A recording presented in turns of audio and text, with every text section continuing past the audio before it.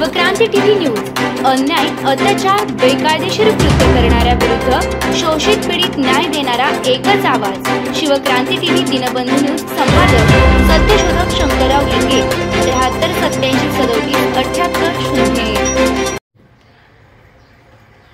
त्यासाठी राम शूर्पणखा, राम त्राटिका व दुर्गा महिषासूर, बाली सुग्रीव यांसारखी युद्ध भारतभर झालीत। राम रावणातील युद्ध हे याच सामाजिक आर्थिक संघर्षाचं प्रतीक होतं असं आपल्याला प्राच्या विद्यापंडित कॉम्रेड शरद पाटील सांगतात। प्रत्यक्ष मैदानात ही युद्ध मूळ भारतीयांनाच लढली गेली आहेत, परंतु या युद्धाचं चिथावणीखोर वैचारिक तात्विक नेतृत्व अनार्य व आर्यवंशीय पुरुष ऋषीमुनींनी केलं। याच काळात ब्राह्मण वर्णात संक्रमण होत असताना आर्यवंशीयांनी त्यात मोठ्या प्रमाणात घुसखोरी केली। त्यांनी आपली आर्य ओळख मागे टाकून नवी ब्राह्मण ओळख ठळक केली। ब्राह्मण वर्णात घुसखोरी यशस्वी झाल्यानंतर त्यांनी आपला युद्ध मार्च साहित्याकडे वळवला। सिंधू संस्कृतीच्या महान व पवित्र असलेल्या तांत्रिकी श्रुतीचं विकृतीकरण आर्यांनी सुरू केलं। तंत्र म्हणजे शेती करणे, त्याचा साहित्यिक आविष्कार म्हणजे तांत्रिकी श्रुती। याच तांत्रिकी श्रुतीला विकृत करून आर्यांनी वेद रचले। या वेदांमध्ये संस्कृतीची निर्मिती असलेल्या सिंधू संस्कृतीच्या महान व पवित्र असलेल्या तांत्रिकी श्रुतीचं विकृतीकरण आर्यांनी सुरू केलं। तंत्र म्हणजे शेती करणं, त्याचा साहित्यिक आविष्कार म्हणजे तांत्रिकी श्रुती।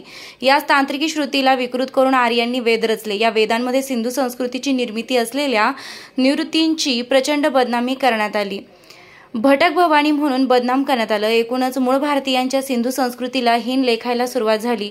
त्यांच्या मूळ आर्य संस्कृतीला कृत्रिम रीतीने निर्माण केलेल्या वैदिक संस्कृतीत विलीन करण्यात आलं। ते नकळतपणे ब्राह्मण वर्णात घुसल्यामुळे त्यांच्या पौरोहित्य पदाला कुठेच फारसे आव्हान दिले गेले नाही। क्षत्रिय विश्वामित्राने असे आव्हान दिल्याचा पुरावा मात्र आपल्याकडे। कृत्रिमरित्या निर्माण केलेली वैदिक संस्कृतीलाच भारताची खरी संस्कृती म्हणून मिरवायला सुरुवात झाली, तर कधी कपटी धूर्त मार्ग अवलंबून मूळ हिंदू संस्कृतीला गाडण्याचा अविश्रांत उद्योग त्यांनी सुरू केला। हा उद्योग आजही सुरूच आहे। इंग्रज भारतात येईपर्यंत आर्य ब्राह्मण लोक स्वतःला हिंदू म्हणवून घेत नव्हते, वैदिक वा ब्राह्मणच म्हणवून घेत होते। त्यांच्या दृष्टीने हिंदू म्हणजे शूद्र, नीच व हीन लोक आहेत, कारण ते आपली उपजीविका शेतीवर करतात। जगभरातले भटके पशुपालक लोक हे शेतीचा व शेती करणाऱ्यांचा द्वेष करतात। भारतात बळजबरीनं घुसलेले आर्य ब्राह्मण हे मूळचे पशुपालक भटकेच होते, त्यामुळे आजही ते शेतीला निषिद्ध मानतात व शेती करणाऱ्यांचा शूद्र म्हणून द्वेष करतात। तात्यासाहेब महात्मा ज्योतिराव फुलेंनी वैदिक संस्कृतीची पोलखोल सुरू केल्यावर आर्यवंशीय ब्राह्मण प्रचंड घाबरलेत। आपण अल्पसंख्याक म्हणून एकटे पडू व आपलेच शिरकाण होईल या अवास्तव भीतीपोटी ब्राह्मणांनी स्वतःला हिंदू म्हणून घ्यायला सुरुवात केली। महात्मा फुलेंनी जातीव्यवस्था नष्ट करण्यासाठी कार्य सुरू केलं होतं, कारण या 1-2 अपवाद वगळता सर्व आर्य ब्राह्मणांनी अडथळे आणायला सुरुवात केल्यामुळे ते ब्राह्मणांच्या विरोधात गेलेत। इतिहासाचा अभ्यास केल्यानंतर तात्यांच्या असे लक्षात आले की वर्ण जातीव्यवस्था ही ब्राह्मणांना फायदेशीर असल्यानेच ते आपल्या जात्यांच्या कार्यात अडथळे आणत आहेत। ते स्वतःला वैदिक धार्मिक म्हणवतात व आर्य ब्राह्मणांनीच आपली मूळ बळी राष्ट्राची हिंदू सिंधू संस्कृती नष्टवत केली आहे। तात्यासाहेब महात्मा ज्योतिराव फुले मूळ हिंदूंना आधी शूद्रादिशूद्र व नंतर सत्यशोधक अशी ओळख दिली। मूळ हिंदूंच्या संतापाचं अस्त्र ब्राह्मणांच्या दिशेनं वेगाने येत असताना त्या संतापाश्रावाला मुसलमानांकडे वळविण्याचं कार्यस्थान आर्य ब्राह्मणांनीच रचलं। इतिहासकाळात छत्रपती शिवराय व राणा प्रतापांसारख्या राजांचा द्वेष करणारे ब्राह्मण आता या राजांची हिंदू पातशाह म्हणून स्तुती करू लागलेत।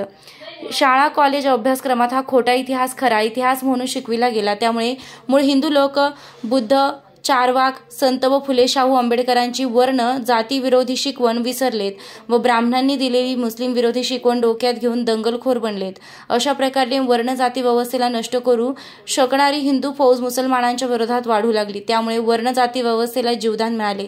जाती व्यवस्था जिवंत राहणे म्हणजे आर्य ब्राह्मणांचे सर्वोच्च स्थान कायम राहणे, आणि आर्य ब्राह्मण जेव्हा जेव्हा सर्वोच्च स्थानावर असतात तेव्हा ते मूळ हिंदूंना शूद्र नीच मानून गाडण्याचेच काम करतात।